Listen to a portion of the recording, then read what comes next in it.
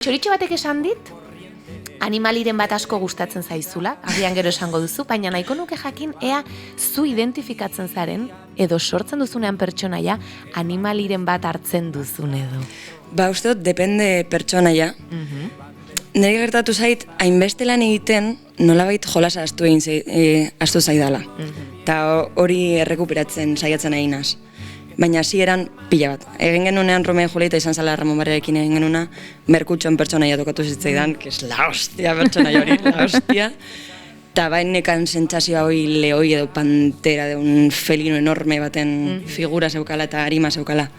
Oin pixkat astuta badekot hori, saiatzen nahi naz hori errekuperatzen, musika bidez gehiago, animalien bidez baino, baina bai, saiatzen naz pixkat horrelako gauzekin jolasten. Musika erabiltzen duzu pertsonaiak sortzeko? Bai.